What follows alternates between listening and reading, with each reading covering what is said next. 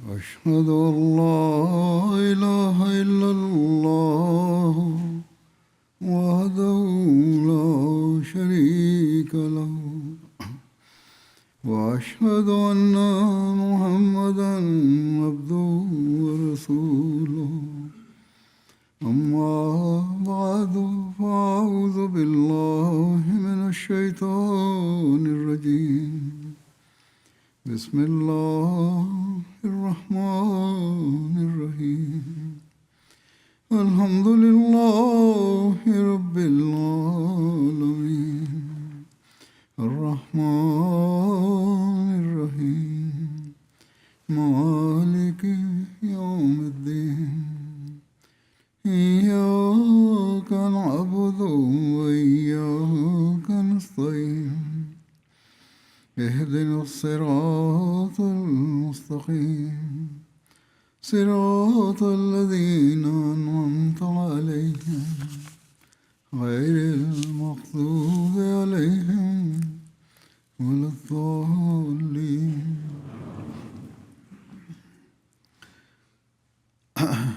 దైవ ప్రవక్త సల్లల్లాహు అలైహి వసల్లం జీవిత చరిత్ర నేపథ్యంలో దైవ ఏకత్వం గురించి ప్రస్తావన జరుగుతుంది. గత ఖుత్బాలలో మక్కా విజయ సమయంలో విగ్రహాలను కూల్చివేసిన వివరాలు ఇప్పటికే వివరించబడ్డాయి.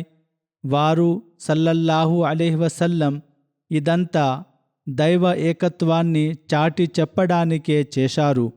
వారు ఆరాధించే విగ్రహాల పరిస్థితి ఇలా ఉంటుందని నిరూపించారు. ఈ క్రమంలోనే మక్కా పరిసరాల్లో ఉన్న బహుదైవారాధకుల పెద్ద పెద్ద విగ్రహాలైన మనాత్, ఉజ్జా, సువా మొదలైనవన్నీ నేలమట్టం చేయబడ్డాయి. ఈ నేపథ్యంలో తాయిఫ్ నివాసుల విగ్రహమైన లాత్ గురించి ఒక కథనం ఈ విధంగా లభిస్తుంది. తాయిఫ్ ప్రజలు తమ విగ్రహమైన లాత్ గురించి దీనిని వారు రబ్బీ లేదా దేవి అని పిలుచుకునేవారు. దానిని కనీసం 3 సంవత్సరాల వరకు కూల్చివేయవద్దని దైవ ప్రవక్త సల్లల్లాహు అలైహి వసల్లంను విన్నవించుకున్నారు. అయితే మహాప్రవక్త గారిలోని దైవ ఏకత్వం పట్ల ఉన్న అభిమానం ఈ రాజీని అంగీకరించలేదు. అప్పుడు తాయిఫ్ వాసులు కనీసం 1 ఏడాది పాటైనా దానిని వదిలివేయమని కోరారు. అల్లాహ్ ప్రవక్త గారు దానికి కూడా నిరాకరించారు.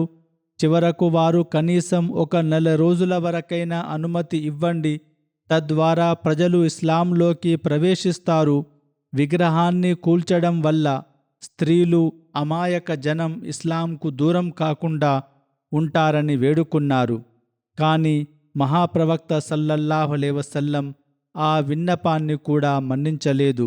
వెంటనే హజరత్ అబూ సుఫియాన్, హజరత్ ముగీరా బిన్ షోబా రజల్లాహు తాలా అన్హుంలను పంపి ఆ విగ్రహాన్ని కూల్చివేయించారు. ఇస్లామీ పాలనా వ్యవస్థ ఏర్పడిన తర్వాత ఏ రూపంలోనైనా విగ్రహాలు ఉనికిలో ఉండటాన్ని వారి దైవ ఏకత్వ రోషం ఏమాత్రం సహించలేదు. అబుల్ హయ్యాజ్ అల్ అసదీ ద్వారా ఒక కథనం ఇట్లు గలదు.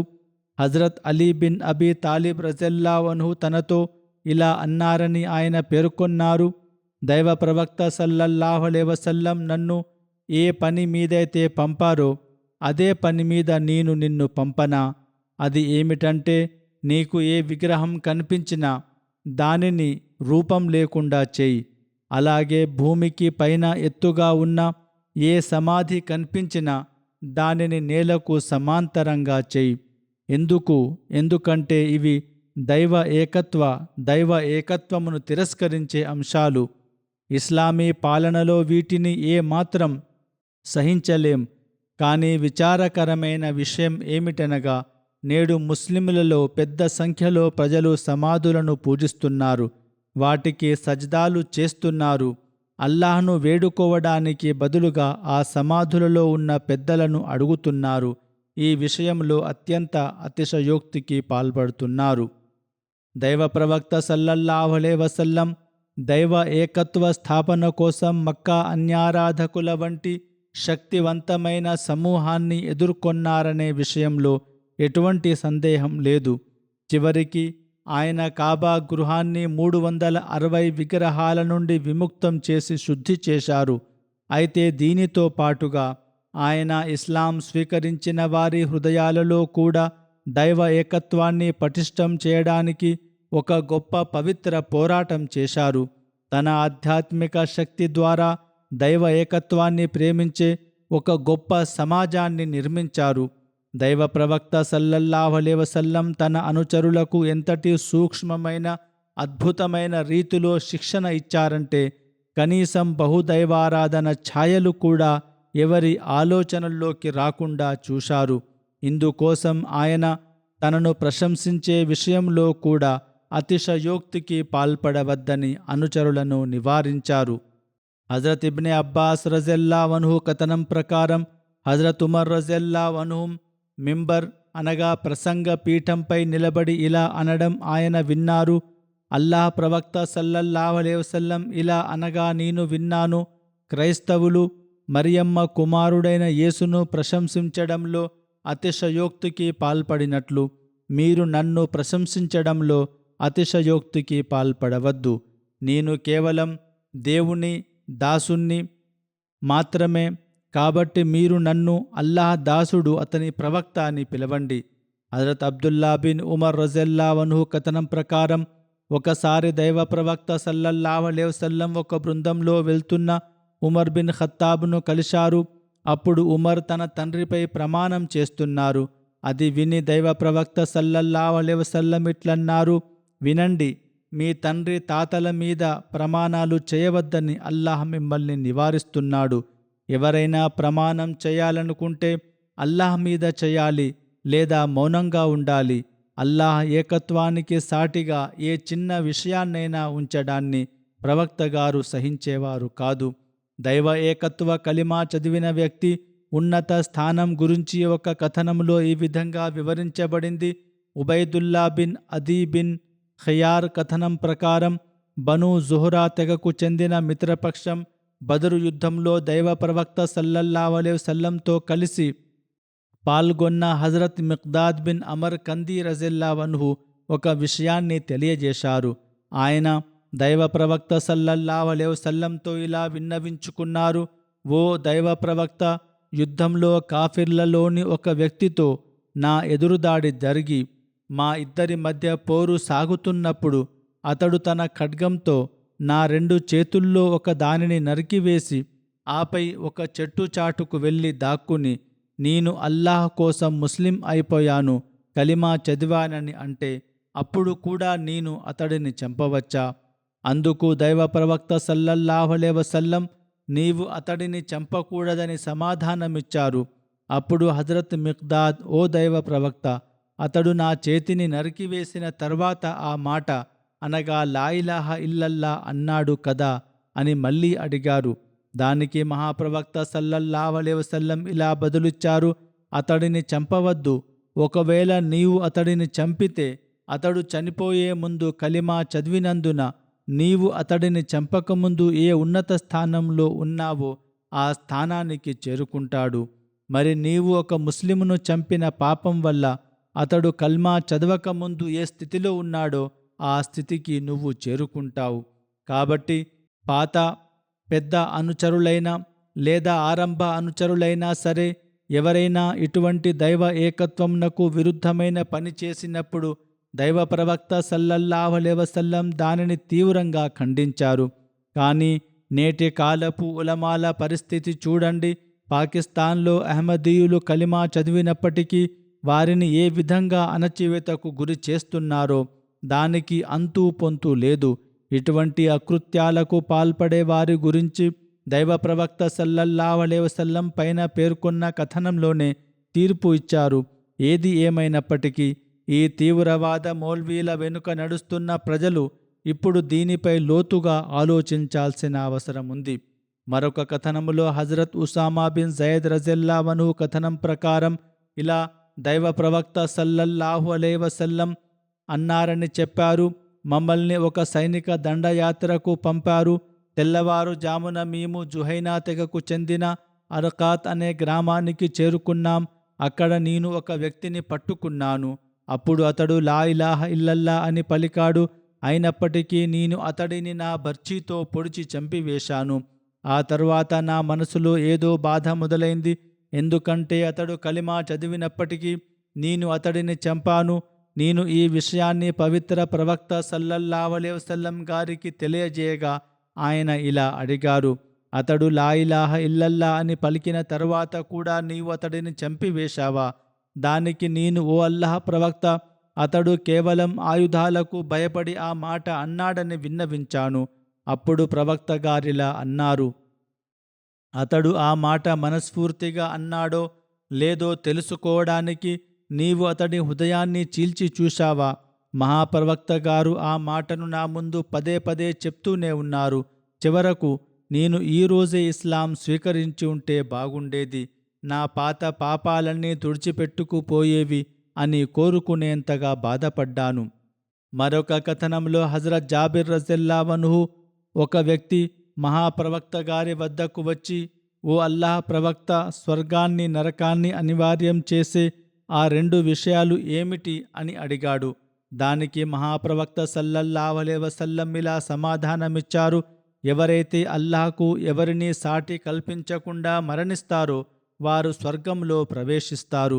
ఎవరైతే అల్లాహకు సాటి కల్పిస్తూ మరణిస్తారో వారు నరకాగ్నిలో ప్రవేశిస్తారు. మహ్మూద్ బిన్ లబీద్ రజల్లాహు అన్హు కథనం ప్రకారం దైవ ప్రవక్త సల్లల్లాహు అలైహి వసల్లం ఇలా ఉపదేశించారు: మీ విషయంలో నేను అన్నిటికంటే ఎక్కువగా భయపడేది చిన్న షిర్క్ గురించి. అప్పుడు అనుచరులు, ఓ దైవ ప్రవక్త, చిన్న షిర్క్ అంటే ఏమిటి అని అడిగారు. దానికి మహాప్రవక్త సల్లల్లాహు అలైహి వసల్లం ప్రదర్శన బుద్ధి లేదా లోకానికి చూపించుకోవడమని సమాధానమిచ్చారు. పునరుత్థాన దినమున ప్రజలందరికీ వారి కర్మాచరణల ఫలితాలను ఇచ్చేటప్పుడు అల్లాహ్ తఆలా వారితో ఇలా అంటాడు: ప్రపంచంలో మీరు ఎవరిని మెప్పించడానికి లేదా ఎవరికి చూపించుకోవడానికి పనులు చేశారో వారి దగ్గరికే వెళ్ళండి. అక్కడ మీకు ఏదైనా ప్రతిఫలం దొరుకుతుందేమో చూసుకోండి. ఇప్పుడు మీరు క్షమాపణ కోరుకోవాలన్నా వారి వద్దే కోరుకోండి. మీకు ఏమి లభిస్తుందో చూడండి. కాబట్టి మనుషుల నుండి ఏదైనా ప్రయోజనం పొందేందుకు లోకానికి కనిపించేలా నటించడం లేదా అతిగా పొగడడం అనేవి దేవునికి సమానంగా మరొకరిని నిలబెట్టడం లాంటివే. ఇది అల్లాహకు ఎంత మాత్రం ఇష్టం లేని బహుదైవారాధన కిందకే వస్తుంది.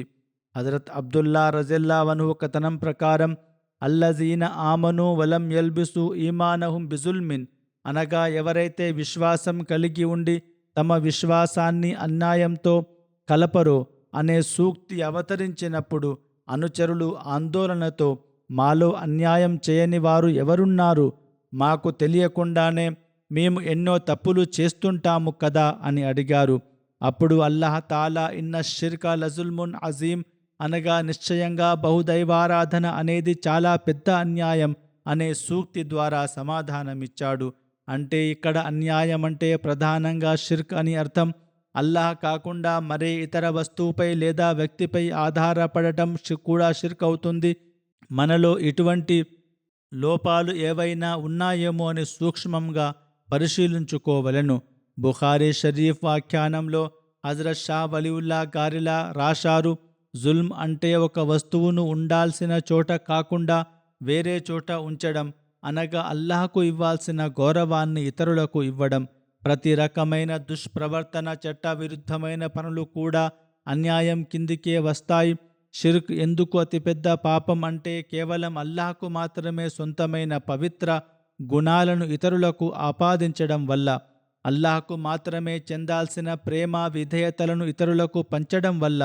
మనిషి అల్లాహ్ బానిసగా పుట్టి అతని ఇష్టాన్ని నెరవేర్చడానికి వచ్చి తన మనసుకో లేదా తోటి మనుషులకో లేదా అల్పమైన వస్తువులకో బానిసగా మారి తన స్థాయిని దిగజార్చుకుంటాడు.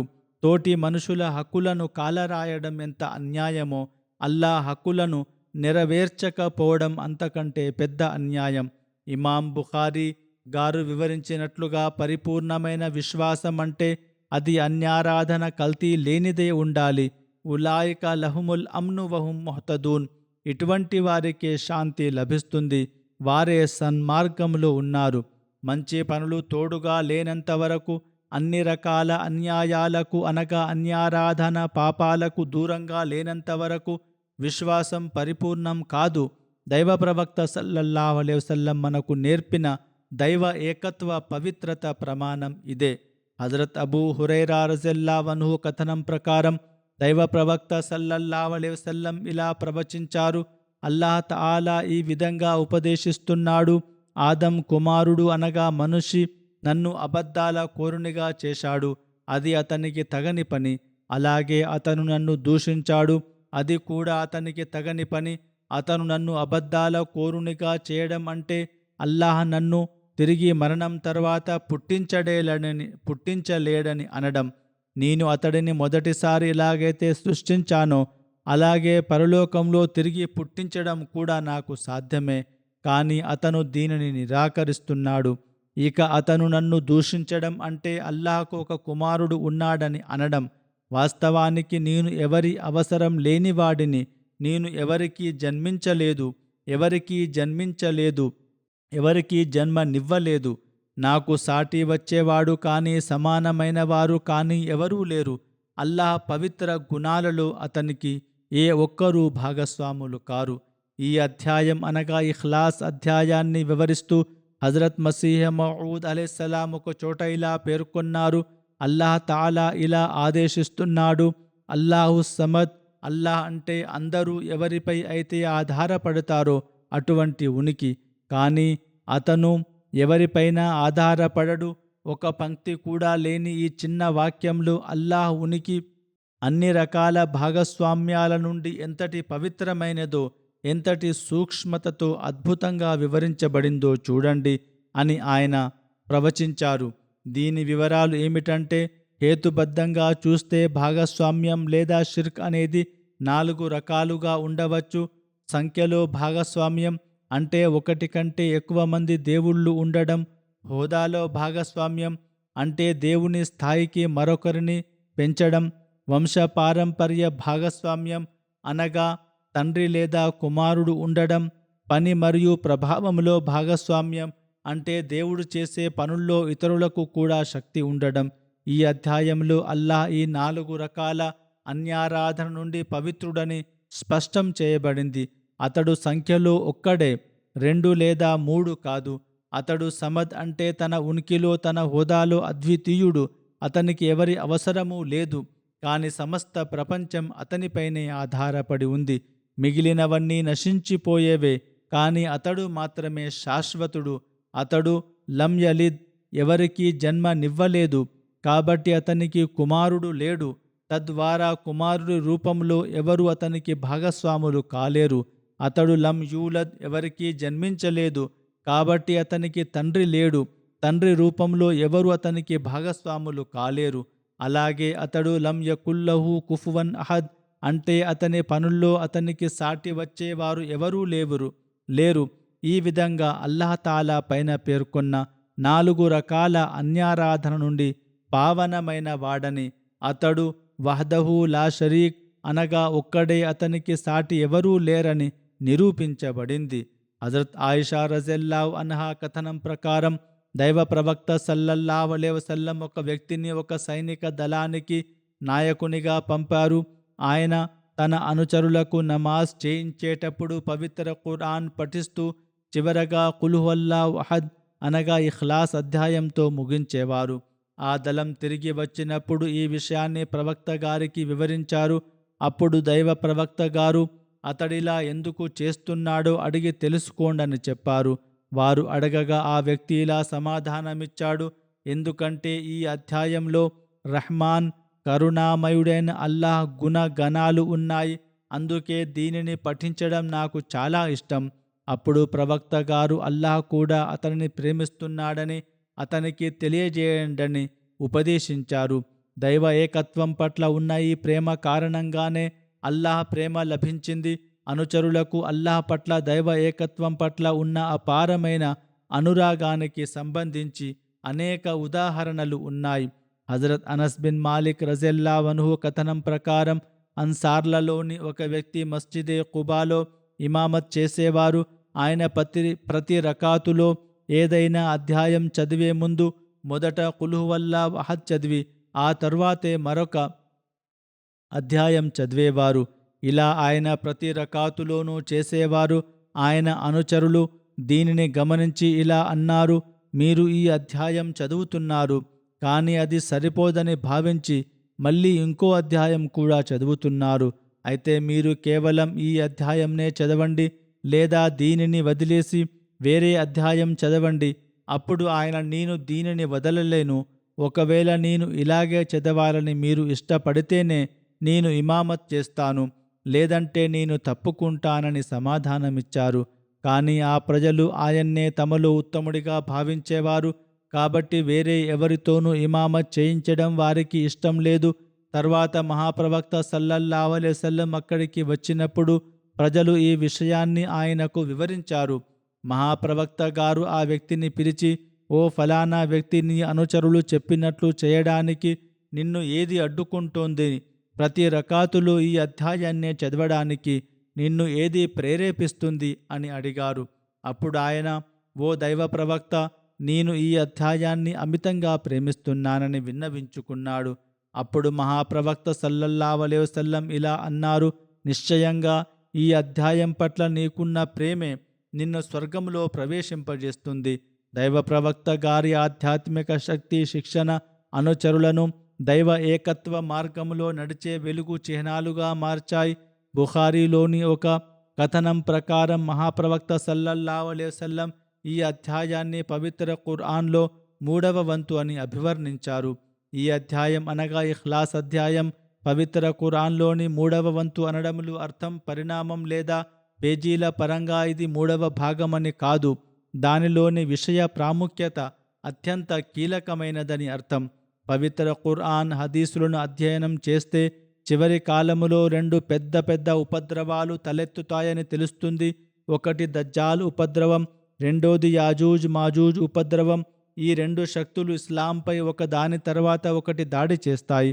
ఒక ఉపద్రవం క్రైస్తవం, ఒక్క దేవుడికి బదులుగా 3 దేవుళ్లను, ద్వైత సిద్ధాంతం, దేవుడు తండ్రి, దేవుడు కుమారుడు, దేవుడు పవిత్రాత్మ నమ్ముతుంది. రెండో ఉపద్రవం నాస్తికత్వం, ఇది దేవుడి ఉనికినే పూర్తిగా నిరాకరిస్తుంది. పవిత్ర ఖురాన్ ఈ 2 ఉపద్రవాల సిద్ధాంతాలను ఖండిస్తూ సరైన విశ్వాసాన్ని చాటి చెప్పింది. పవిత్ర ఖురాన్ అంతా దేవుడు తండ్రి అనగా అల్లాహ్ గొప్పతనాన్ని, అతను పోషకుడని, అతడు ఒక్కడే అని ధృవీకరిస్తుంది. ఇదే సమయంలో దేవుడు కుమారుడు మరియు పవిత్రాత్మ అనే భావనలను తీవ్రంగా తిరస్కరిస్తుంది. అంటే పవిత్ర ఖురాన్ దేవుని దైవత్వాన్ని స్థాపిస్తూనే ఇతర భాగస్వాములను తోసిపుచ్చింది. కాబట్టి తండ్రి అయిన దేవుని ఏకత్వాన్ని చాటడం పవిత్ర ఖురాన్లోని ప్రధానమైన 3 భాగాలలో ఒక భాగం. కాబట్టి ఈ ఇఖ్లాస్ అధ్యాయం పవిత్ర ఖురాన్లో 3వ వంతుగా పరిగణించబడింది. వాస్తవానికి పవిత్ర ఖురాన్ ప్రధాన పని దైవ ఏకత్వాన్ని నిరూపించడం, తప్పుడు విశ్వాసాలను తుడిచివేయడం. ఎప్పుడైతే ఈ అధ్యాయం అత్యంత సంక్షిప్తమైన సమగ్రమైన పదాలతో తప్పుడు సిద్ధాంతాలను ఖండించి దైవ ఏకత్వ వాస్తవికతను వివరించిందో అప్పుడు ఇది కేవలం 3వ వంతు మాత్రమే కాదు, మొత్తం పవిత్ర ఖురాన్ సారాంశానికి సమానమైంది. అందువల్ల మహాప్రవక్త సల్లల్లాహు అలైహి వసల్లం ఈ అధ్యాయాన్ని పవిత్ర ఖురాన్ 3వ వంతు అని పిలవడం అతిశయోక్తి కాదు. దానిలోని అపారమైన విషయ ప్రాముఖ్యతను బట్టి ఆయన ఇలా ప్రవచించారు. హజరత్ మసీహ్ మౌఊద్ అలైహిస్సలాం ఇలా ఉపదేశించారు, నిశ్చయంగా నమ్మండి, పరిపూర్ణమైన దైవ ఏకత్వం కేవలం మహాప్రవక్త సల్లల్లాహు అలైహి వసల్లం ద్వారానే లభిస్తుంది. మన పవిత్ర ప్రవక్త సల్లల్లాహు అలైహి వసల్లం అరబ్బు దేశ నాస్తికులకు, దుర్మార్గులకు వేల కొద్ది ఆకాశపు సంకేతాలను చూపి దేవుని ఉనికిని ఒప్పించారు. ఇప్పటికీ ప్రవక్త గారిని నిజాయితీగా అనుసరించేవారు అటువంటి సంకేతాలను నాస్తికుల ముందు ఉంచుతున్నారు. నిజం ఏమిటంటే మనిషి సజీవ దేవుని సజీవ శక్తులను కల్లారా చూడనంత వరకు అతని హృదయం నుండి శైతాన్ బయటకి వెళ్ళడు. అప్పటి వరకు నిజమైన దైవ ఏకత్వం అతని హృదయంలో ప్రవేశించదు. దేవుని ఉనికిని అతను పరిపూర్ణంగా నమ్మలేడు. ఈ పవిత్రమైన సంపూర్ణమైన దైవ ఏకత్వం కేవలం దైవ ప్రవక్త సల్లల్లాహు అలైహి వసల్లం ద్వారానే లభిస్తుంది. నేటి కాలంలో పైన తాము దేవుడిని నమ్ముతామని చెప్పుకునేవారు కూడా ఆచరణలో దైవ ఏకత్వం నుండి ముఖం చాటేశారు. యాజూజ్ మాజూజ్ దజ్జాల్ ఉపద్రవాలు వెలుపల ఉంటే ముస్లింలలో కూడా నిజమైన దైవ ఏకత్వం పట్ల అవగాహన లోపించింది. ఇటువంటి పరిస్థితులలోనే దైవ ప్రవక్త సల్లల్లాహు అలైహి వసల్లం దాసుడు మసీహ్ మౌద్ మెహదీ మౌద్ రూపంలో రావలసి ఉండెను. అల్లాహ్ వాగ్దానం ప్రకారం ఆయన అవతరించారు. దైవ ఏకత్వంపై జరుగుతున్న ప్రతి దాడిని ఎదుర్కొన్నారు. మనం నిజమైన దైవ ఏకత్వాన్ని నమ్మినప్పుడే మన బయత్ హక్కును నెరవేర్చగలం. మార్చి 23వ తేదీన వారు ఈ జమాతును స్థాపించారు. ప్రస్తుతం మనం మార్చి నెలలోనే ఉన్నాము కనుక మార్చి 23 సందర్భంగా మనం మసీహ్ మౌద్ దినోత్సవం జరుపుకుంటాము. అల్లాహ్ తన వాగ్దానం ప్రకారం మహాప్రవక్త గారి దాసుడిని దైవ ఏకత్వ స్థాపన కోసమే పంపాడు. కాబట్టి ఈ జమాతులో చేరి బయత్ చేసినప్పుడు మనం ఎల్లప్పుడూ దైవ ఏకత్వంపై స్థిరంగా ఉంటామని ప్రమాణం చేశాం.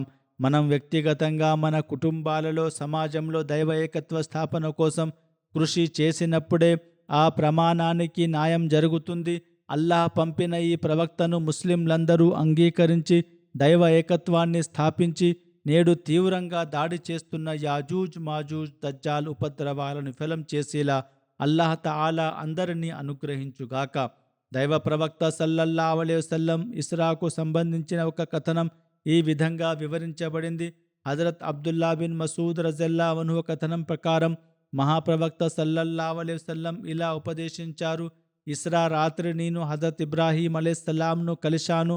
ఆయన నాతో ఇలా అన్నారు: ఓ ముహమ్మద్ సల్లల్లాహు అలైహి వసల్లం, నా తరపున మీ సమాజానికి సలాం తెలియజేయండి.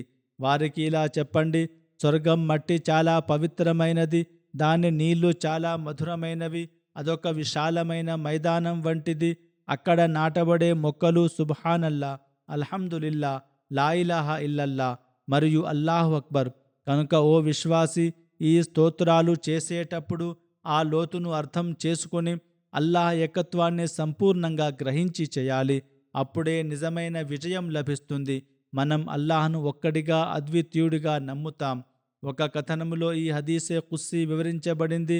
హజరత్ అనస్ బిన్ మాలిక్ రజల్లాహు అన్హు కథనం ప్రకారం దైవ ప్రవక్త సల్లల్లాహు అలైహి వసల్లం ఇలా ఉపదేశించినట్లు నేను విన్నాను.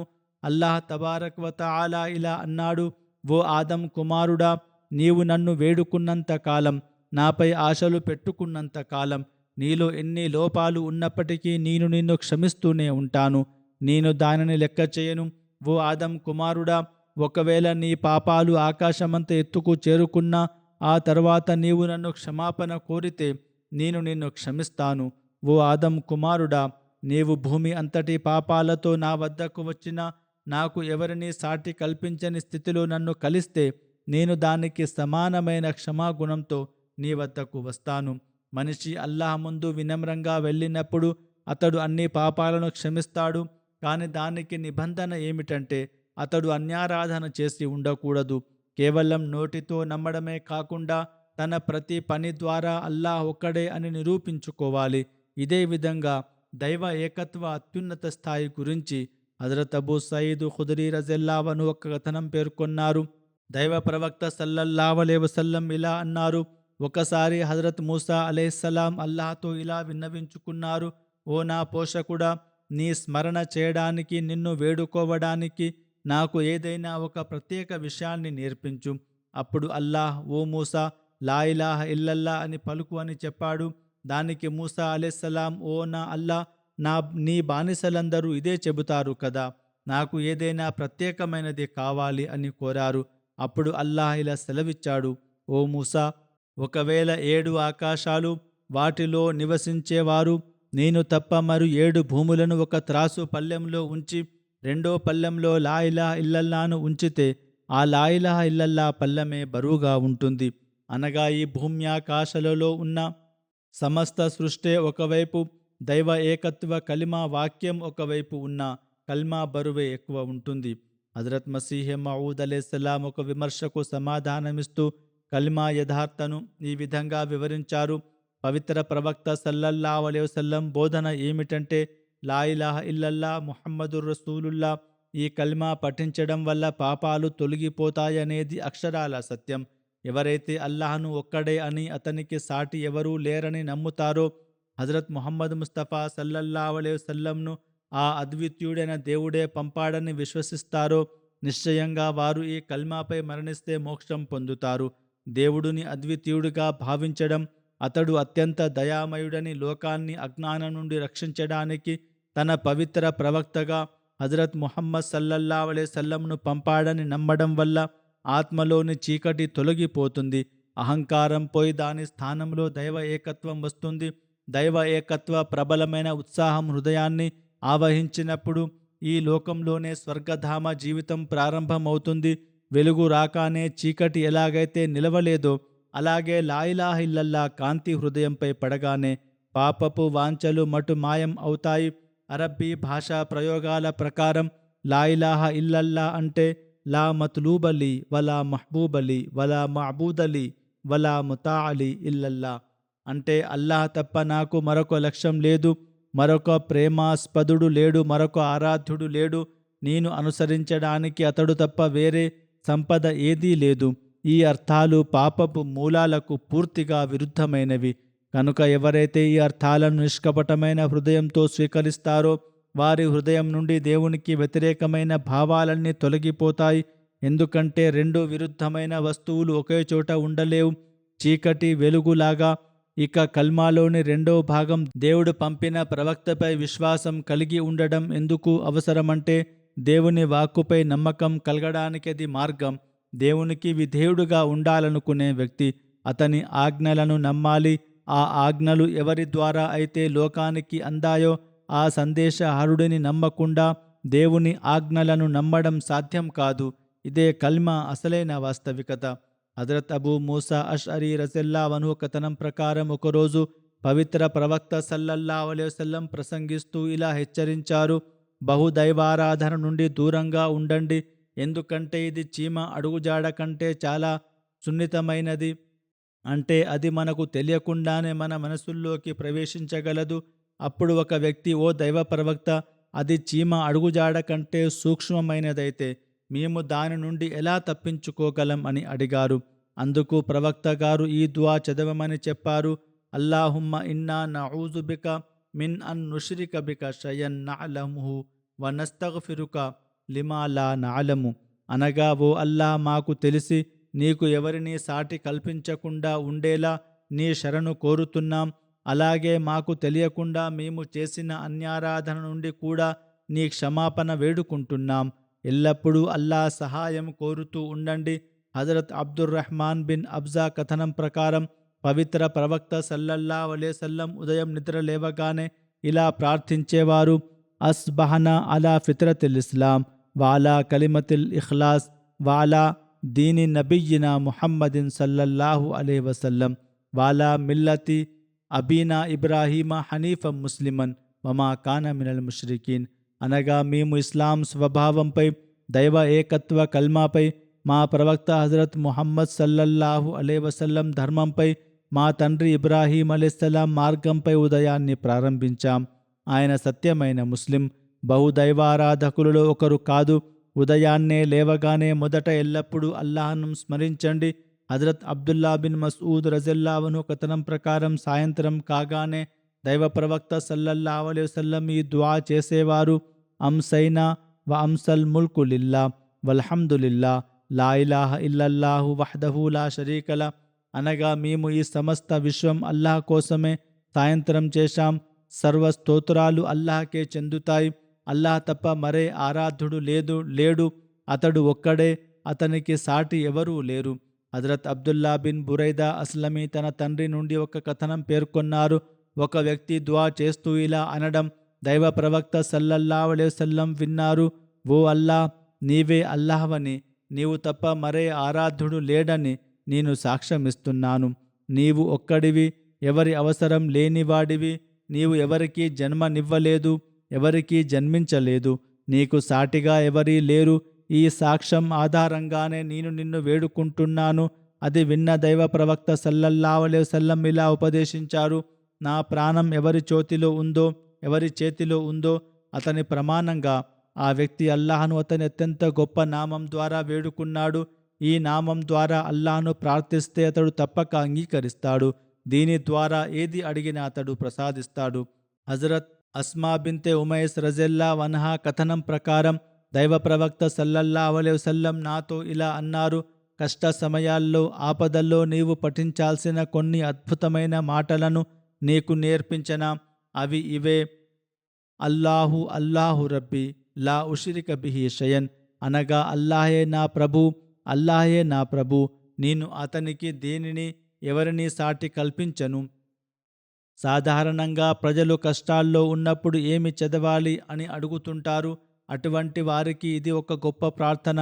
మరొక కథనంలో హజరత్ ఇబ్నే అబ్బాస్ రజల్లాహు అన్హు ఇలా పేర్కొన్నారు: దైవ ప్రవక్త సల్లల్లాహు అలైహి వసల్లం ఏదైనా ఆందోళన లేదా కంగారు కలిగినప్పుడు ఇలా ప్రార్థించేవారు: లా ఇలాహ ఇల్లల్లాహు వల్ అజీముల్ హలీం, లా ఇలాహ ఇల్లల్లాహు రబ్బుస్ సమావాతి వల్ అర్జి వ రబ్బుల్ అర్షిల్ అజీం, అనగా అత్యంత గొప్పవాడు, సహనశీలుడైన అల్లా తప్ప మరే ఆరాధ్యుడు లేడు.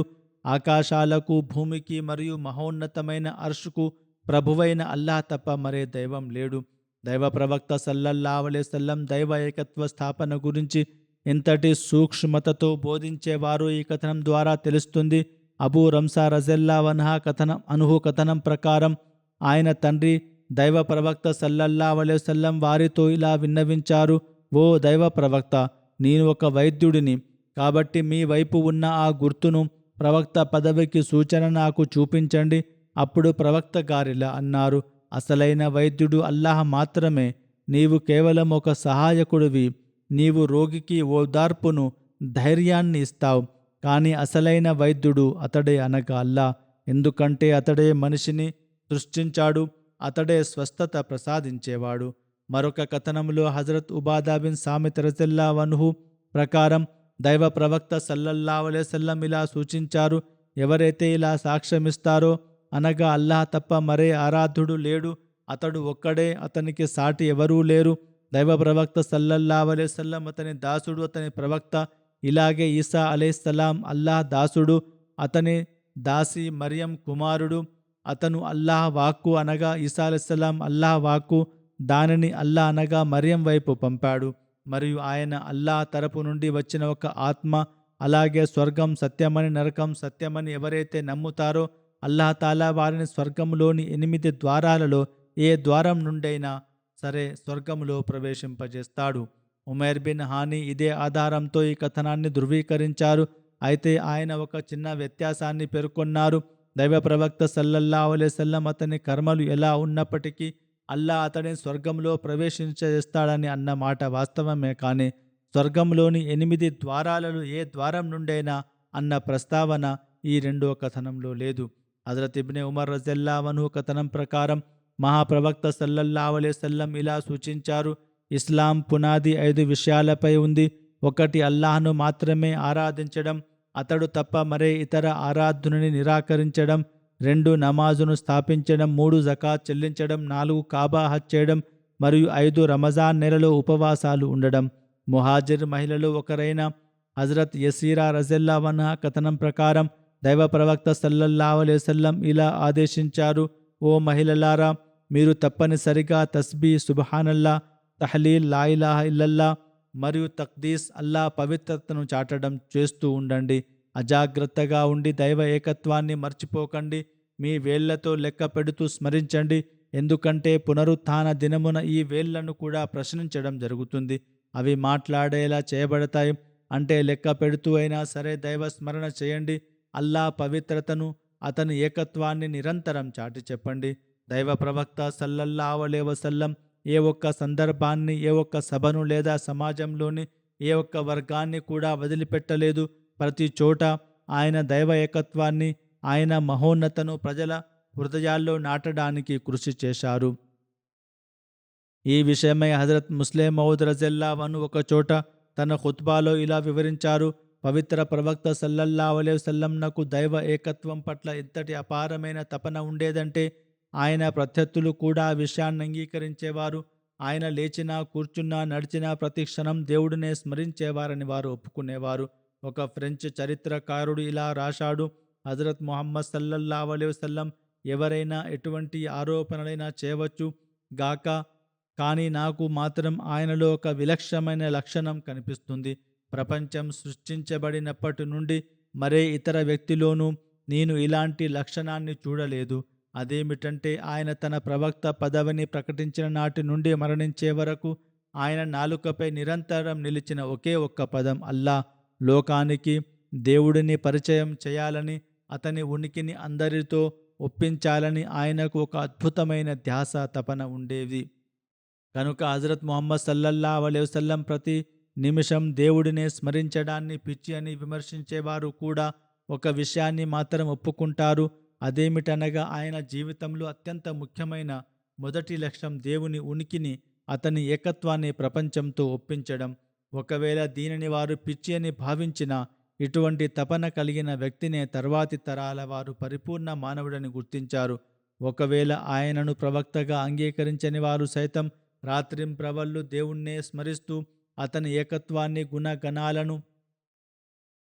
చాటి చెప్పే ధ్యాసలో ఉండే వ్యక్తి ఎప్పటికీ చెడ్డవాడు కాలేడని కనీసం నమ్ముతారు.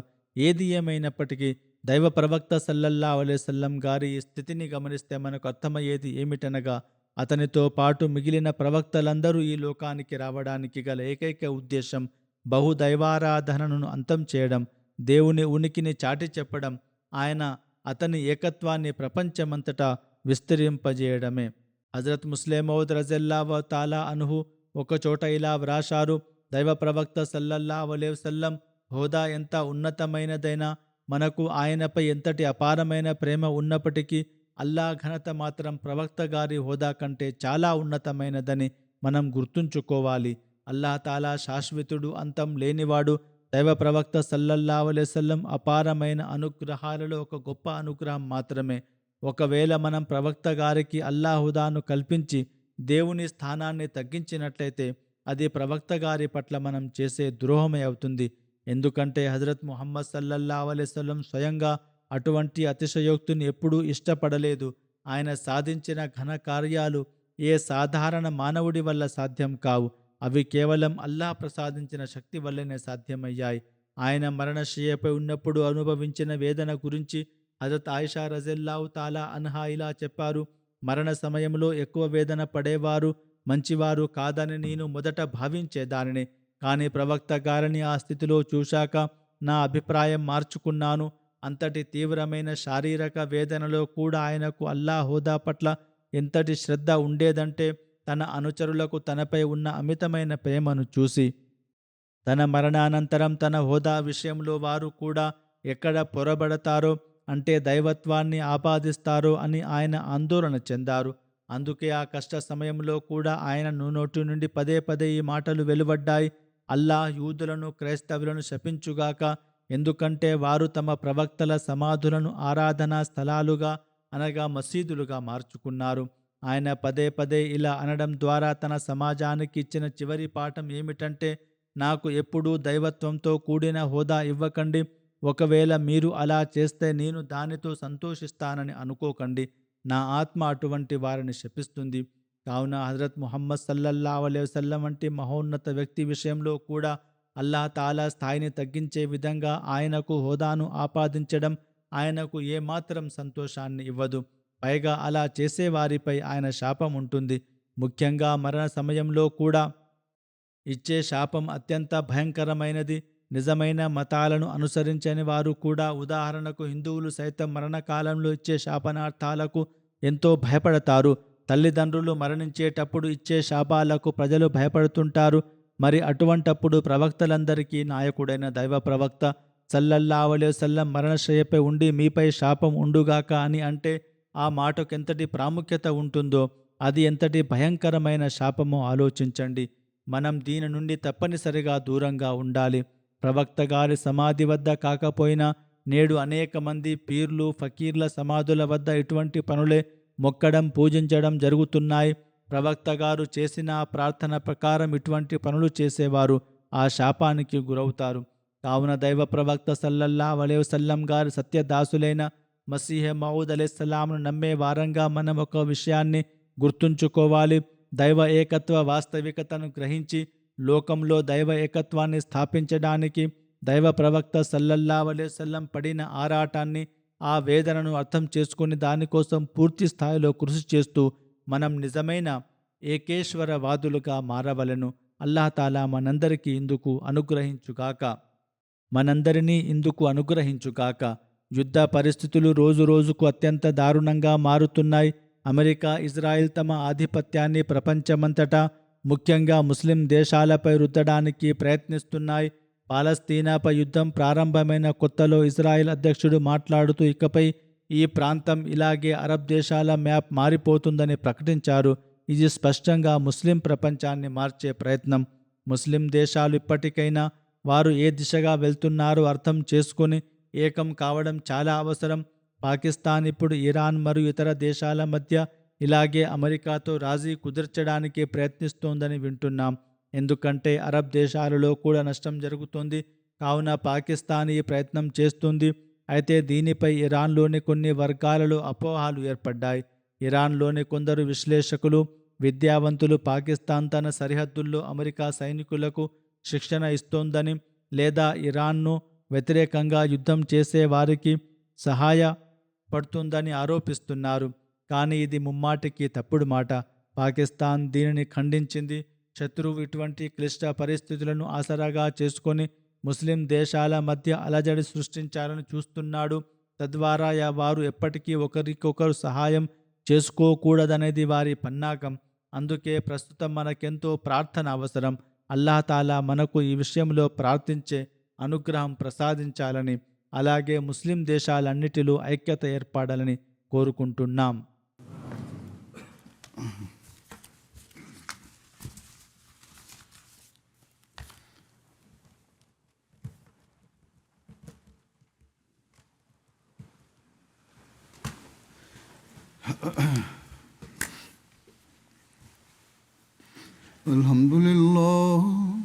Alhamdulillah nahmaduhu wa nasta'inuhu wa nastaghfiruhu wa nu'minu bihi wa natawakkalu alayhi wa na'udhu billahi min shururi anfusina wa min sayyiati a'malina. Man yahdihillahu fala mudilla lahu ومن يضلل فلا هادي له ونشهد أن لا إله إلا الله ونشهد أن محمدا عبده ورسوله. عباد الله رحمكم الله إن الله يأمر بالعدل والإحسان وإيتاء ذي القربى وينهى عن الفحشاء والمنكر والبغي يعظكم لعلكم تذكرون. اذكروا الله يذكركم وادعوه يستجب لكم ولذكر الله